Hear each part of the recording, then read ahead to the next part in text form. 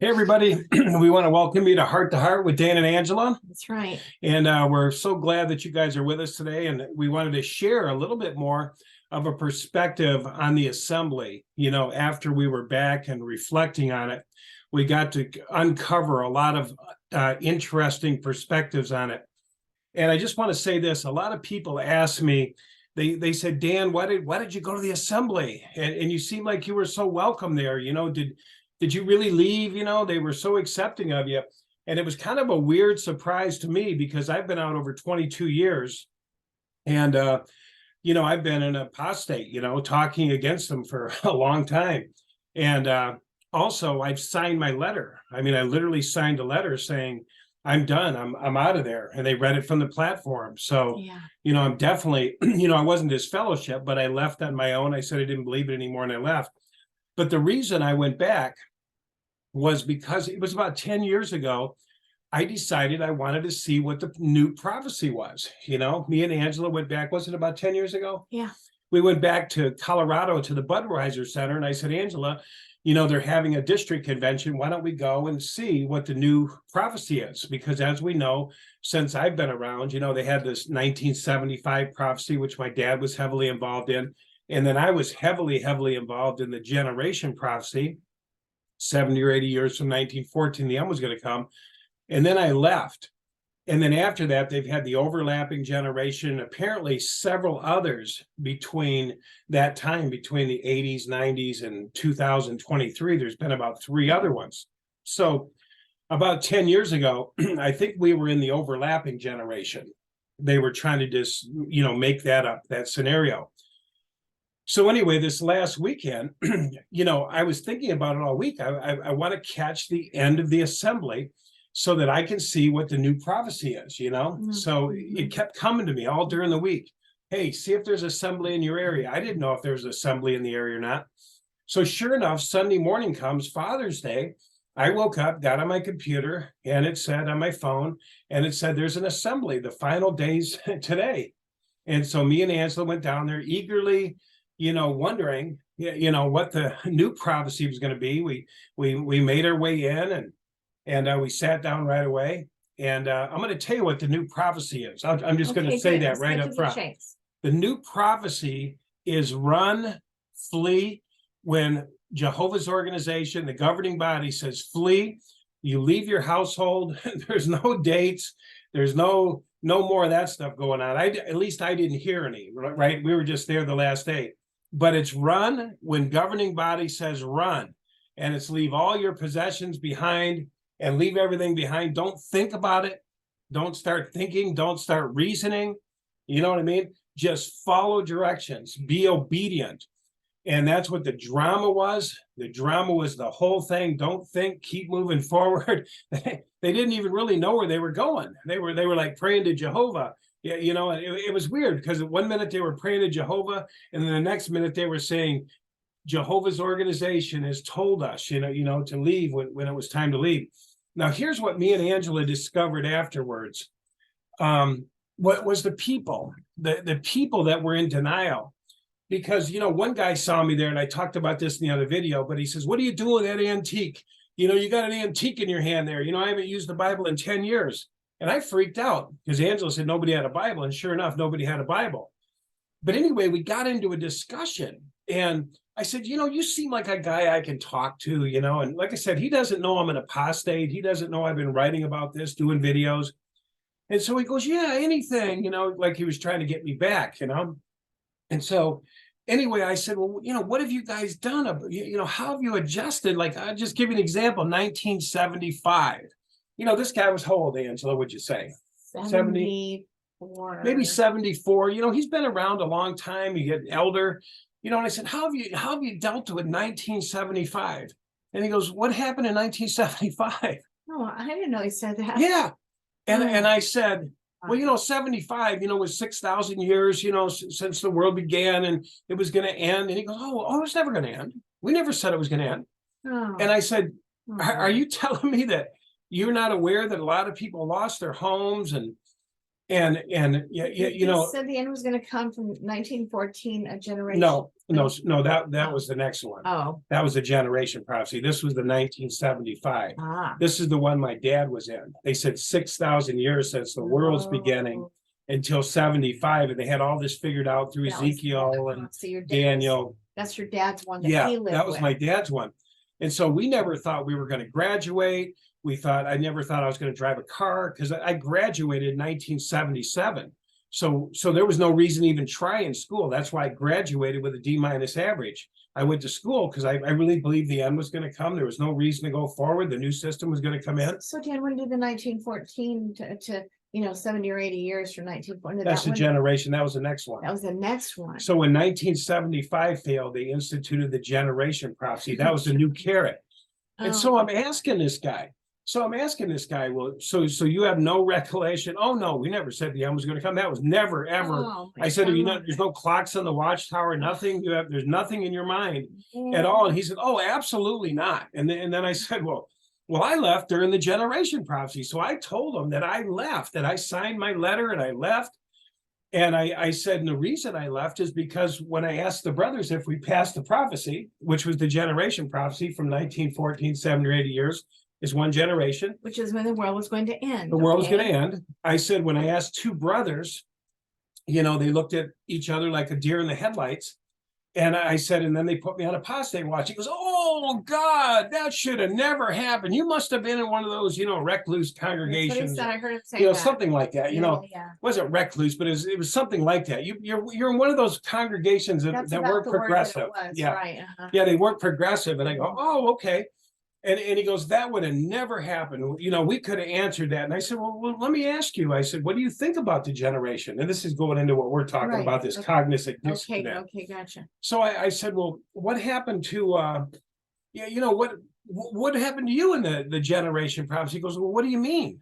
And I'm like stumped, And I said, well, 70 or 80 years from 1914, you remember Matthew 21, it said, this generation will by no means pass away until all these things occur, including the great tribulation. You remember preaching the shit out of that? I think I heard him say he'd been in for 40 years. I'm positive I heard him say that. Yeah. So he's in complete denial. He's in complete denial, worse than any alcoholic. And what denial means is say there's an alcoholic, right? It's a big thing in the 12 steps, right?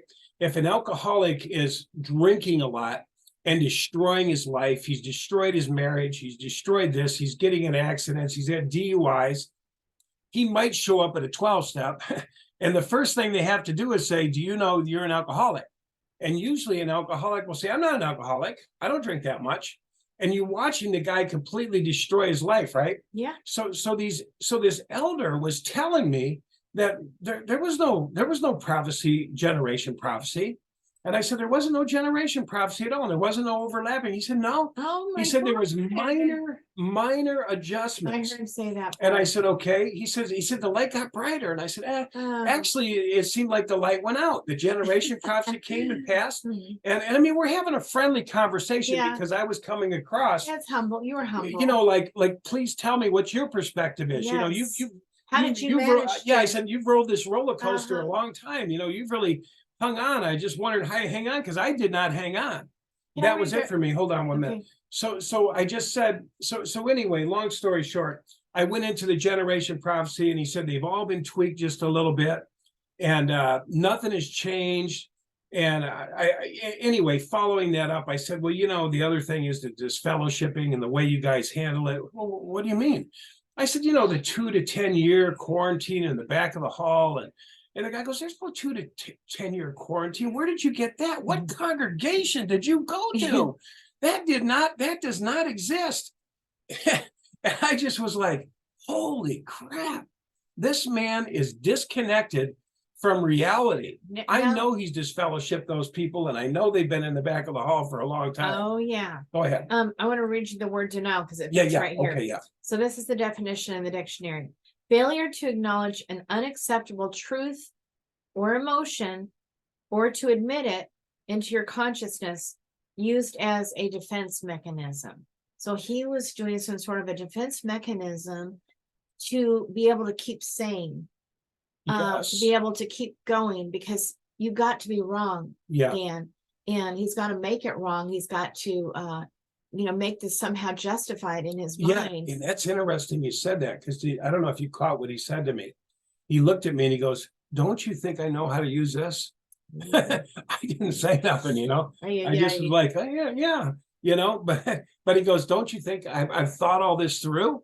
And I said, "Yeah, but I'm sitting there going, wow, No wow, have they kidding. done a snow job? Oh, And wow, sorry about that. I mean, losing, 75, the people losing their homes, people's lives on hold, and not even caring. And I said and I said this too. I don't know if you were there, but I said, and governing body hasn't apologized. I said, why wouldn't they apologize? That's where he got into the real denial, like you're talking about. I said, why haven't they apologized I heard you saying for that. these false prophecies? And just said, hey, we got it wrong. He said they didn't get anything wrong at all. I was like, holy shit. Oh my God. Like, whoa, like seeing these people in denial and just looking at the people, and they were just walking around. It was like the assembly seemed like a shot of heroin. Like it was their time to, suit up, get in costume, you know what I mean? Get in their ties.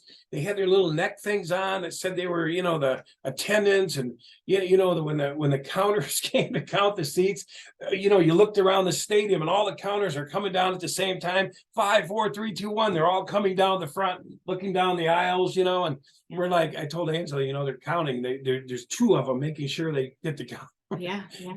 And I just was like, holy cow, this is like going back in time. It'd been 30 years since I've been to like really an assembly like that, Yeah. Go ahead, Angela. No, it just blows my mind, Dan, that he really, really believes that he's thought it through and everything else. Yeah, he's absolutely in denial about the 2 prophecies that, that you were and your dad was 3, involved in, 4. and you were involved in, and the one you knew about after you, and you discussed those, and he has no recollection of any of those things. Are you serious? I mean, to think that he was so adamant, don't you think I've thought about all this, and yet he's completely denied it. He's done sort of a snow job on his own brain, and it freaks me out, Dan. But when I see all those people, here's the thing, guys. When I went to the first assembly with Dan back in Fort Collins, well, when I went to the first church ever that I was with Dan in Loveland, Colorado, that I ever went to, a JW church, oh, did I ever see the mental illness in there? It was really disturbing. And the second one was like a fashion show, honestly. Girls dressed to the tent. That was a district convention. Oh, okay. And then in the Fort Budweiser Collins. Center. Yep. And in this assembly, it was like everyone was getting a lot of strength from each other. They were dressed very nicely, but very humbly, longer dresses. Every single girl had a longer dress. Obviously, they've been talked to about not dressing to show off your body parts, definitely. And they had the earrings like, everybody else has in the world, not just the one, but all the different ones. And they just look like anybody else on the street. And they seemed, well adjusted and normal in every kind of way. And, but, I knew that it was some sort of a feeling that they had, that we're all together and we're all in on this together. And today I'm good.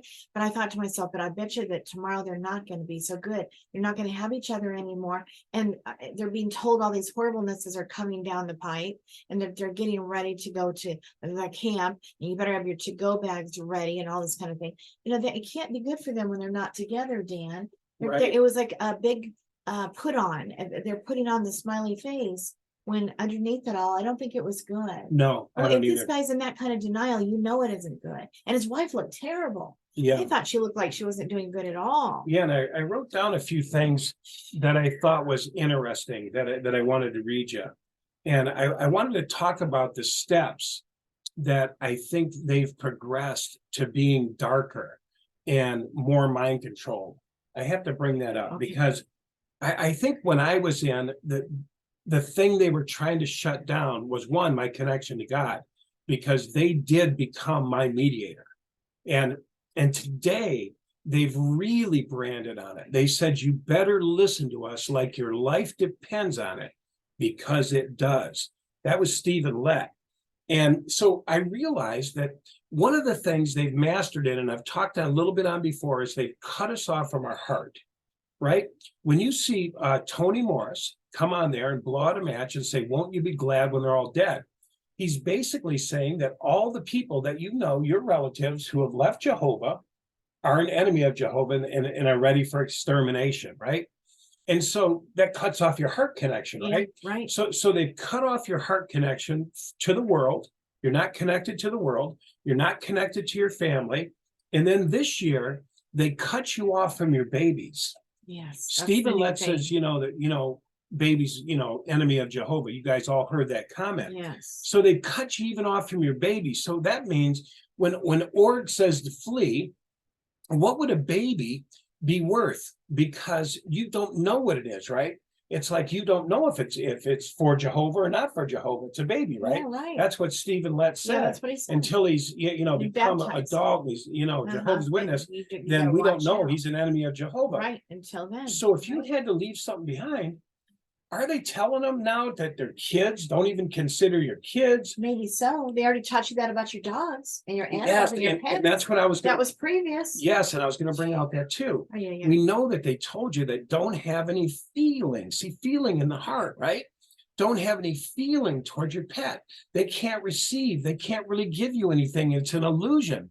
So they've, again, I think of this fleeing, right? Fleeing into the camps. Leave your pets behind, maybe your babies, you know what I mean? What the hell are they saying, right? Your family, all of them are dead. Just keep moving. Just keep moving. That's what they were saying. Just keep moving. So I was thinking that was step one. And then they were saying, then they're saying just follow blindly, right?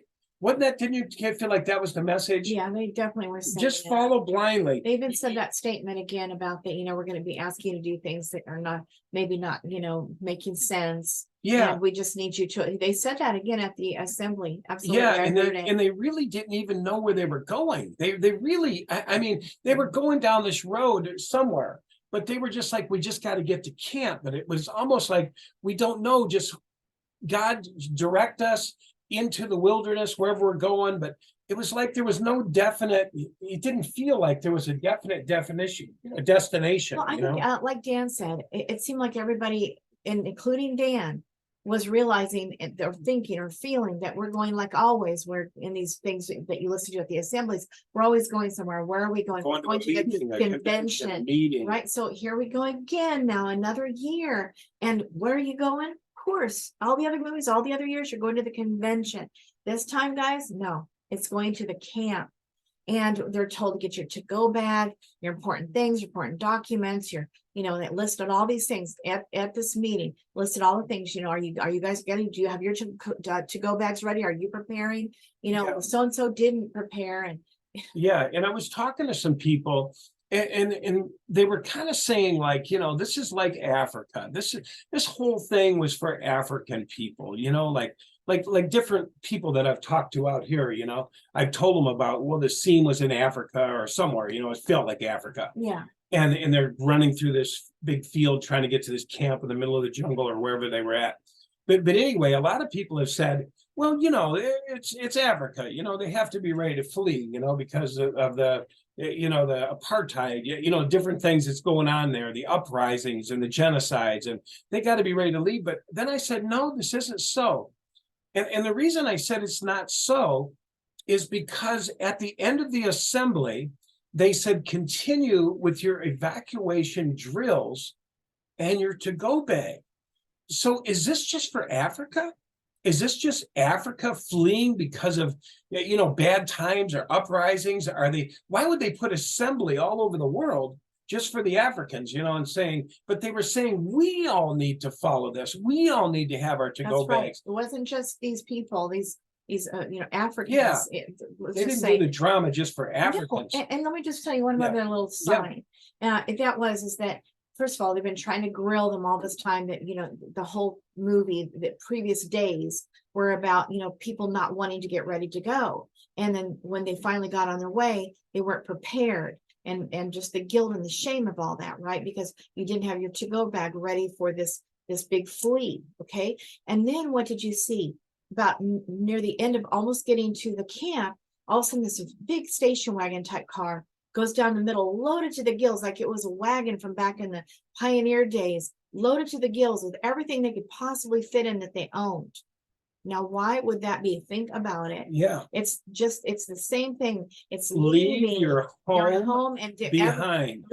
take everything you possibly see. This one guy was told to bring it to go back for everybody in the family, but instead he brought us to go back the station wagon and everything that he owned. And here he was just going past these people that are trudging along on the path because their cars broke down way back there. And so, you guys, no, they were going to a camp for permanent. Then when they got there, they were given like a issue, like Army gets an issue, you know, their clothes, you know, whatever, towels, sheets, whatever for their tent. And it was a tent city. It was a flat land, boring, and it was dry. It wasn't really, it's certainly not paradise. And then the son's, Dad, when are we going to be going back home?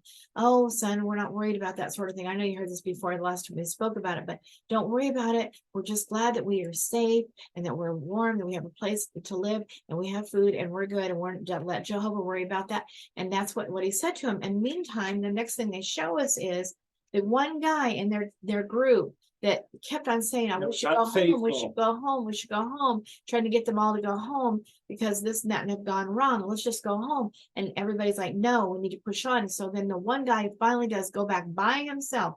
Very dangerous thing that he did there, but he finally gets himself home. They're home. And guess what? It had been burned out, completely burned out, not burnt down, but everything in was like started on fire. And somebody burnt everything on the inside. Except for a little watchtower that was mostly charred to death, but it had some pages remaining, and everything was gone. So the message was you should have listened to Jehovah, and the other people were safe in their little community. Yeah, and he should never have left. See, the last time I heard an assembly, that was the end result. Those people should never have left. Then they just didn't make it. They were killed. See, brothers, you should never leave. If you leave, this is what's going to happen to you. See, this is a lesson. Don't bother going back, guys, because if you do, you're going to find your house burned up. There's nothing to go back to. And so, and then if he makes it back to camp, which he probably will after that, he's going to go back, right? He's going to tell everybody what? No sense going back. Everything's burned back there. There's no reason to go back home. Don't even think about it. So here, and that's the whole point of it. The elders want you to think that there's nothing to go back to. yeah. So this is permanent until Jehovah genocides everyone out there. Once he does that dirty work, then we won't have to live in this camp anymore. Yeah, the camp's a permanent home. Until Jehovah does the genocide. But of course, they don't want the world to hear them saying that we got to wait until the genocide, guys. You know, until Jehovah does his business, and then we'll be free and we'll see what homes are left. It didn't make sense to me because everybody's always excited about taking occupancy of, I'm not an ex-Jehovah's Witness, okay, but taking occupancy of their homes, which everybody lusted after the way I see it, and yet they're burning them up. And they're telling them, brothers, nothing to go back to. They're burnt up. So what are we getting? What's Jehovah going to give us? The homes are all being burnt. I'm just thinking, home, bro, that's not making a whole lot of sense. They will have nothing and be happy. Yeah, they'll have nothing to be happy. You know what's interesting? What I think, because Jehovah's Witnesses governing body and the society itself is so greedy, don't you wonder if they'll have the people before they abandon sign their houses over to Watchtower? Or make them drink Kool-Aid. You know what I mean, though? It's property. Yeah. It's worth money. Right. You know, so say something happens with our government, we get some false attack or some emergency comes in. You know, remember Watchtower said, the governing body said, we're going to ask you to do things and we want you to do them without question. Right. They're going to sound unusual, but you need to comply. They're all ready to do that. All these people have already been drinking the Kool-Aid. And years ago, I had a lady, ask me, Dan, she says, if they ask you to wear brown, would you wear brown? And she was asking me these crazy questions. And I said, what are you talking about? They wouldn't ask me to wear brown. She said, what if they asked you to wear brown? Would you wear brown? And I just laughed and walked away. But when I came home, I said, yeah, I would wear brown because they are the voice of Jehovah, right. the governing body. So I've got a feeling that the Watchtower, and I've said this before, if I was a betting guy, I would say that they're going to ask these people to sign over their property to them. You know what I mean? Right. And because I've always said, while they're under mind control, Watchtower is shaking them upside down. And that was another thing I asked that guy. When did they start asking and begging for money? Man, they're asking every time, jw.org, they're wanting money, money, money, money. Oh, we have to pay for the wonderful facilities Jehovah's providing for all those who will return in the resurrection. I'm like, oh my God, this has gone to a new level. Did we talk about this in the last video? A little bit, yeah. Okay, let's stick to denial, can we? Okay, yeah. Yeah, so, I just wanted to tell you guys this, let's just say that you went to the assembly, I don't know, back in Brighton when Dan and I went, 10 years ago, and they were passing out these silver Bibles, and maybe you didn't like it that you're switching to silver Bibles. It looked, I don't know, you had your issues with that, but this is what they're issuing now. This is brand new. And also, guys, we're doing the carts now. Let's say it's 2020. We're doing the carts now. We're not going to be going door to door. We just think it's better, blah, blah, blah, blah. You take issue with that. You have these issues, right? So everybody gets done with the assembler, and now I'm combining assemblies. Okay, but just keep in mind, I'm not an ex-JW, but these issues that come up, that they're changing things, right? And you really have problems with it. You have a real conscience about it even. And so then everybody gets done with the assembly, and then they say, oh, wasn't that just a wonderful assembly? Oh, that was so good. And you're thinking, no, and so instead of saying, so the whole idea about stopping the denial, which it ends up being, that's a whole bunch of little lies is what it is that you tell yourself. You justify things, you make excuses for people, you cover for them, all these things that you do that are part of being in denial mode. And so it bothers me greatly, because when I saw back 20 years ago when I first met Dan, I saw all the mental illness, and I know that they were in denial even then, and I think, oh my gosh, what would it be now, right? So you're wanting to say, no, I didn't like the assembly. I was upset about this. I was upset about that. And I didn't like this and I didn't like that. Well, you can't say that, because if you say that, it's going to happen. You're going to probably be disassociated. Like Dan had an apostate letter that soon was leading to not just apostasy, but disassociation, because they don't tolerate that. And it. You can't bring up elder abuse on your sister who was raped by one of the elders, kind of thing. You can't bring those things up, or you will promptly be disfellowshipped, like so many times you've heard before. And so you just go into denial mode, and you say things like, well, Jehovah's going to make all this right in due time, and he'll correct that elder, and he will be dealt with, in Jehovah's time. And besides, the end is coming anytime. We just got to hang on. We got to hang on. We got to hang on. I got to just hang on. And you just tell yourself these lies, and you don't deal with it. You could say, though, I just want to give you an idea, so you don't have to keep lying. This is what this article that I was learning all about all of this was trying to say, that we need to stop the little lies, the little white lies that you begin to do in every area of your life, in your social life, in your work life, to your children, to your mate, to your other friends in the church. You begin to do it everywhere. It becomes this habit of little lies, of little hovering over it, and all these things that I've been mentioning, and that we've got to stop that. So, you could say something like, what, guys, some things really bothered me today, but what, don't worry about it. I'm going to go home, and I'm going to pray to Jehovah, and I'm sure he'll make sense of it. At least then you told the truth. And they might even bug you and say, well, what bothered you? No, yeah, I just gotta go. I just gotta go pray. I gotta get my head right. I don't want to go down that road. I'm sure I'll be fine. And at least just don't lie. At least don't say yes when you mean no, right? And like Dan, one time he was in the car getting ready to go door to door with his ex-wife, and he's realizing that, what? Oh my gosh, this is not good news. And he throws it to the floor of the car, and he's just honest with himself that this is not good news. And he's like, oh my gosh, what have I done? And he picks it up like, oh my gosh, this is Jehovah's utensils. And I threw it to the ground like it was nothing. Oh, what have I done? What is wrong with me? But it was the beginning of his getting out of there. Yeah. It was, not doing the cognitive dissonance with your brain. You're tricking your brain like, hey, this is good, this is good, this is good, this is good. I'm psyching myself up. This is good. Jehovah's coming back anytime. No, he's being real and honest. Inner GPS is talking right there, saying something's wrong, something's wrong, something's wrong. And he had just been to the most wonderful house before that, and to go up the stairs, this great big mansion, door to door, wonderful girls, at the door, and the mother comes in. She's so sweet and loving. Oh no, we don't need those magazines, but here, girls, give me your $1. Here's $1, Mr. Whoever you are, because we just love you. And you give it to somebody else, those magazines, but we're good. And they're so loving and sweet and beautifully dressed in little dresses and so sweet and well mannered and rich home, marble floors, whatever. And you're thinking, right, good news? I don't think so.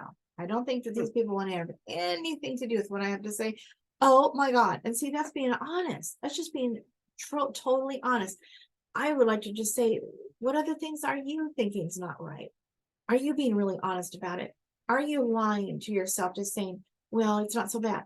I wanted to show you I went to visit my dad in Oregon, and he's been just doing the same old thing. See, he's a Seventh-day Adventist, and in that church, the same old thing. They're waiting for the end. And so my dad's just thinking, well, this is what I'm going through right now with my wife and everything, all this stuff that's going on. And it's getting worse and worse and worse, but he's denying it because God's coming back anytime. It's all going to be over.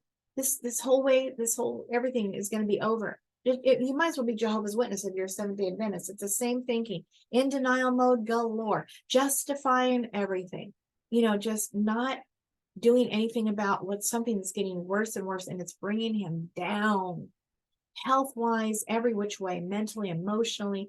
He's being abused in my way of looking at it. And I'm not saying he's not doing the same to his wife. I don't know, but it's just not a pretty sight. Very bothersome, very upsetting to me as a daughter, because there's nothing I could do about it. Because if you try to argue with him, he'll make every kind of excuse, and you will then become the problem because you stand in the way of his belief system that he's made up his mind about. Yeah. And the other thing is too, that these religions, like your dad's, I noticed they have an antenna on their house, and they're constantly watching 3ABN, which is what the Watchtower is going to do. They're going to have their own channel. They're going to have their own deal. Yeah. So it can be 24/7 In your home. because see, they got to keep this thing activated, right? They call it drilling it into your head, right? Yeah. By repetition. Yes. And so that's why Watchtower wants to get the media center set up. You know what I mean? So they can drill it in your head 24/7. You know what I mean? Yeah. And that's what the Seventh-day Adventists do when we go down there. Oh my God.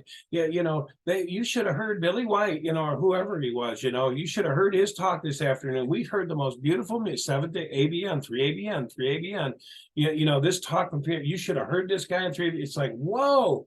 But these guys, that's how they make their money. They don't care if you go to church. They're just going to drill you like witnesses. They do like 70 videos.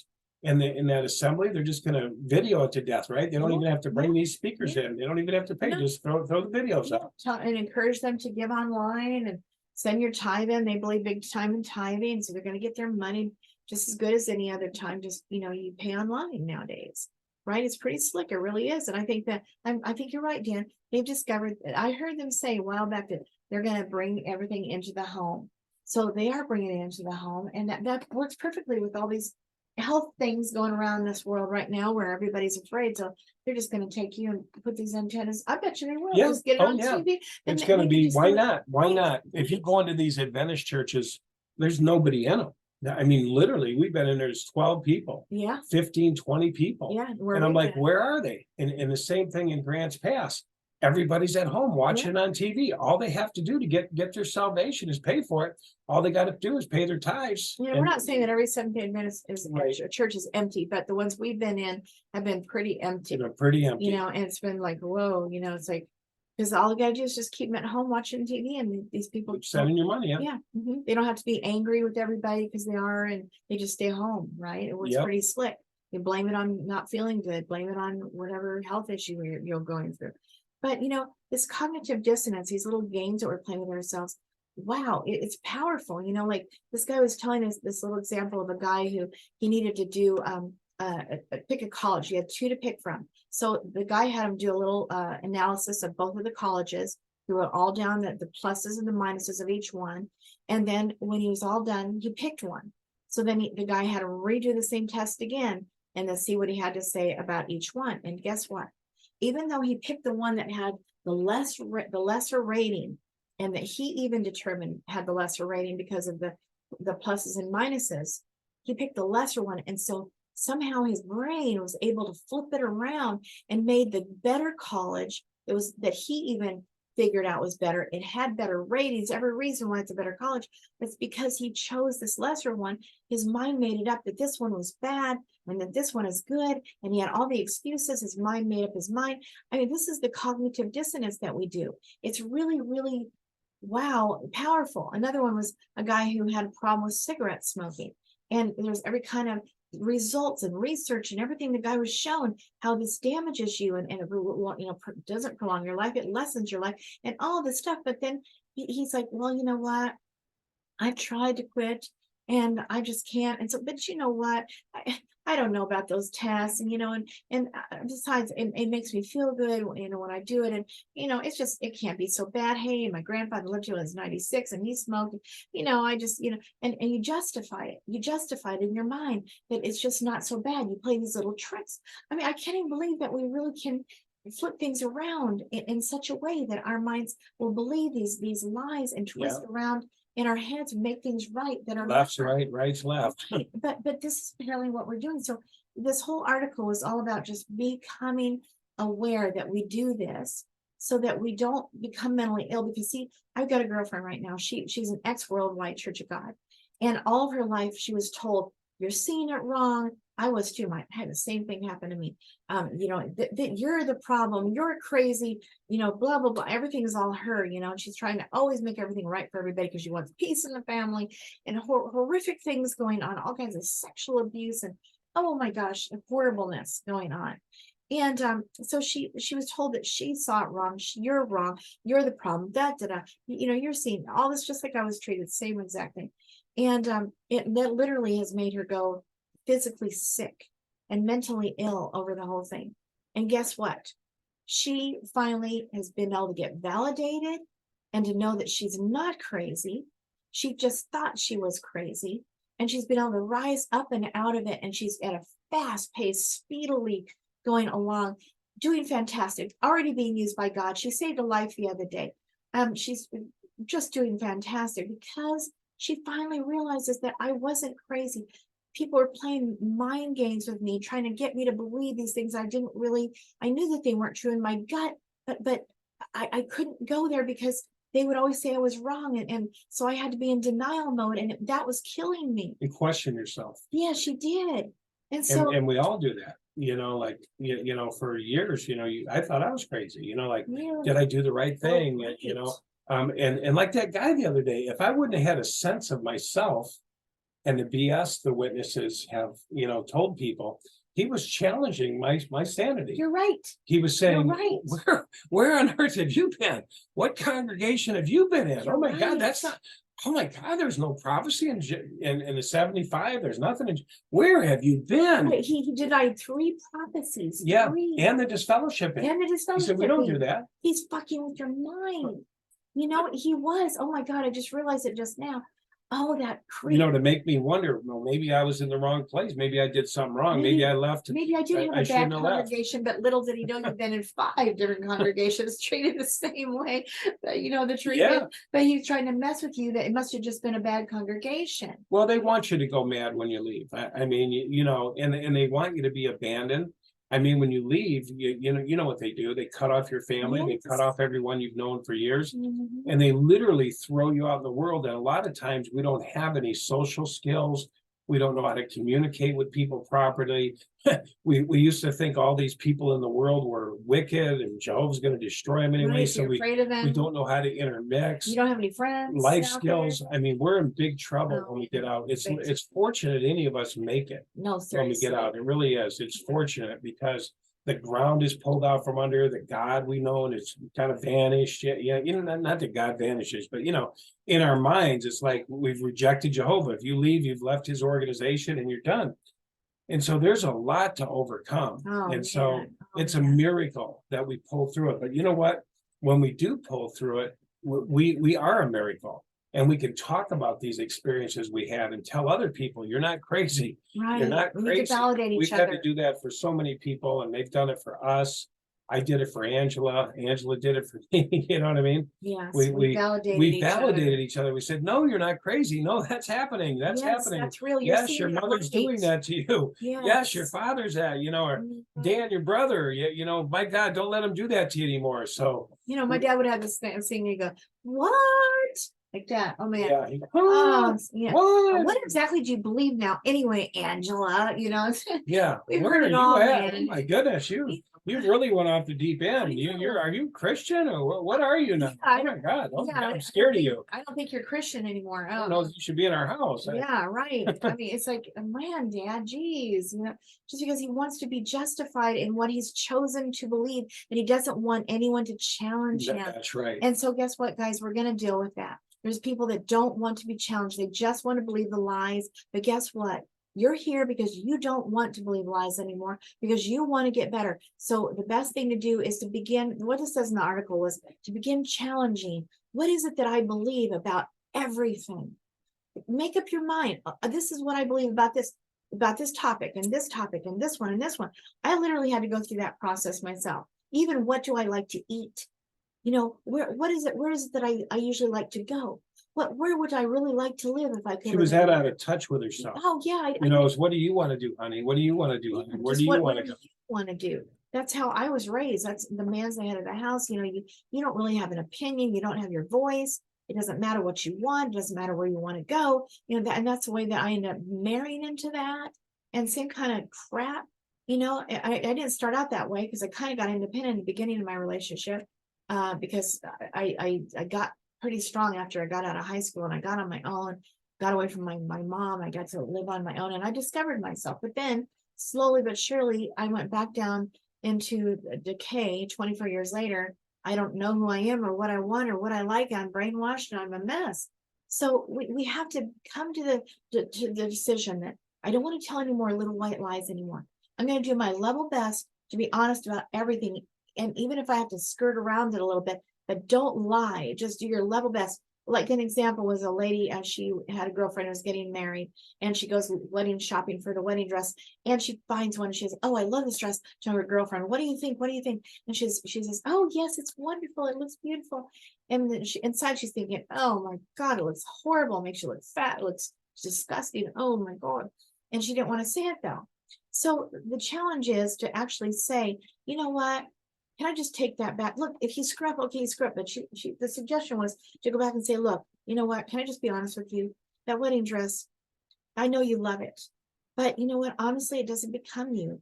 And I want you to be able to trust me that I always tell you the truth. And I'm your friend, and I just want to tell you that I think we could do better. Let's look a little bit. And your intention is for her to be her prettiest. Right. Because you love her and you want her to look her best. Yeah. So if something makes your girl's butt look big or stomach sticking out because it's too tight.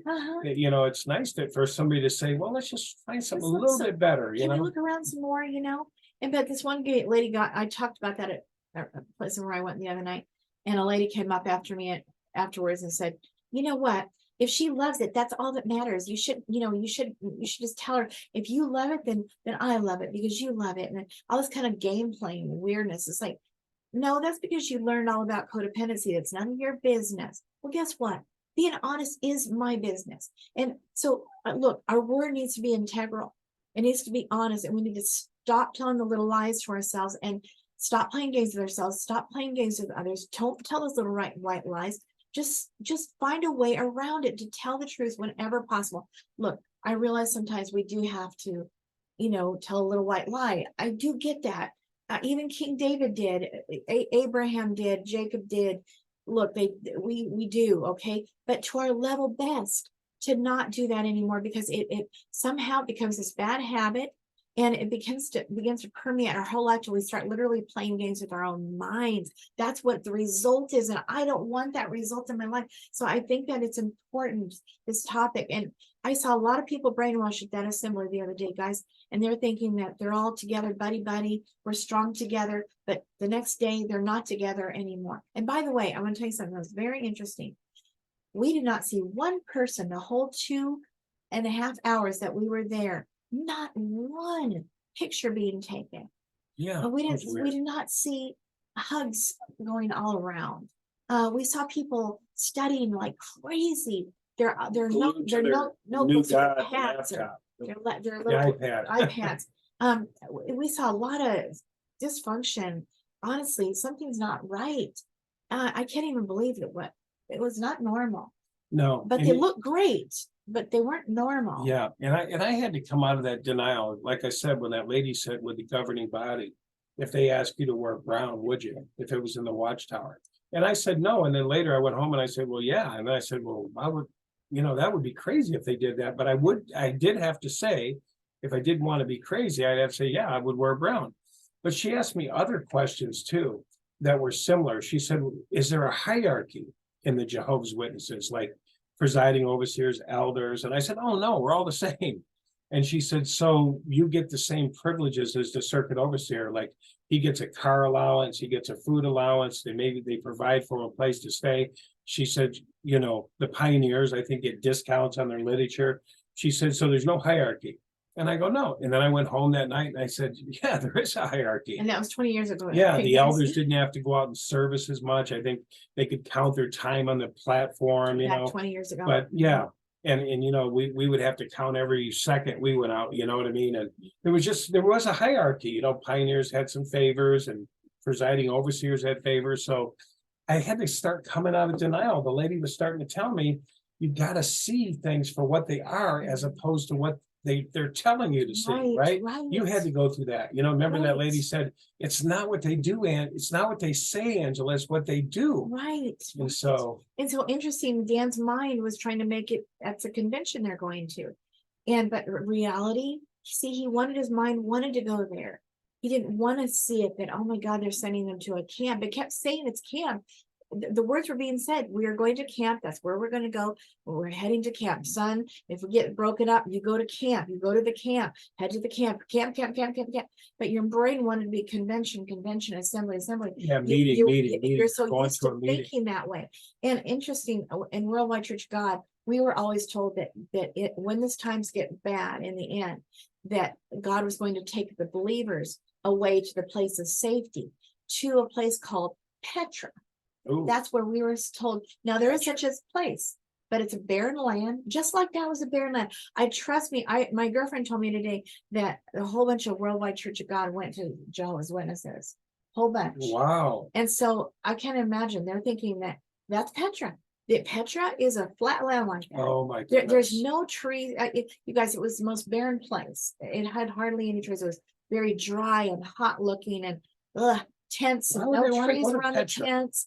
But anyway, do you guys want to go to Petra? Yeah, that's what they believe. So, did you guys ever believe that you're going to place of safety? No, just paradise. The world, trust me, the worldwiders are thinking, oh my God, if they were watching that movie, they're thinking that's Petra. Our teaching was there was going to be a big bloodbath, and the birds were going to come and eat all the flesh, and the blood was going to rise, and we were going to have this big cleanup. All of us were going to clean up the earth, and it didn't seem like the houses would be destroyed, because we always talked about maybe moving in when these people were gone. Yeah. That was kind of regularly thing we talked about in service. Well, I like this house when these people are gone. Imagine that, a crazy place that in bonus. But anyway, guys, that was a barren place out there that they showed us with tent city. It looked like Sounds a like where I want to refugee go. camp. It looked like a refugee camp where they're giving you your issue when you come. As soon as each person got to the gate of the camp, and they were worried that it might be full even at one point. I remember that. Anyway, they're given their issue, and off to their tent they would go, and you looked around, you saw all the tent city with no trees around, no rivers, no nothing. It was just barren nothingness. I'm like, oh my God. So anyway, I'm sure the people didn't want to see that way, but can't wait to get there. Yeah, can't wait to get there is right. No cell phones, no nothing, just going out and camping for the rest of my life. Yeah, and if their friend comes back, they'll get the news that everything's burnt back there, so might as well not go back home. There's nothing there. So we got to make the best of it. So anyway, we're not denial anymore, right, guys? We're not more denial. No more denial. We got to see what we see, see what we see, see what we see. Say what we say the best way we can without hurting anybody, and hopefully without getting disassociated. If you're not ready for that, you have to be careful what you say. But try to be, if you can, at least say, what you can that's honest. That's all I can say, so that you don't go crazy, because this is important that we're honest. So anyway, I don't know why, but somehow it messes with our brains. Well, you know, that line of integrity, when we choose that as our compass, everything gets better. Right, That's when life gets really good. When you right, say, you know, I don't want no more confusion up here. I want this to be clear. I want to know what I'm thinking. I want to know what I'm seeing. I don't want a third party telling me what I'm seeing. you're You know, there's right, a saying in the spiritual communities, when you see the Buddha run, yeah, when you see this man that professes he's God, you know, governing body, run for your life. And that's true. That's it even is in true. spirituality and other things. If you see the guru, run. Yeah, You know, I got the connection. I'm the one who will tell you exactly what to do and what time to do it, you know? yeah. So Okay, anyway, guys, we've enjoyed talking with you, and please share the video if you think it's helpful. And we look forward to talking to you on the next video. yes, we do. We love you. All right. We Be love you. strong. All right. Be strong.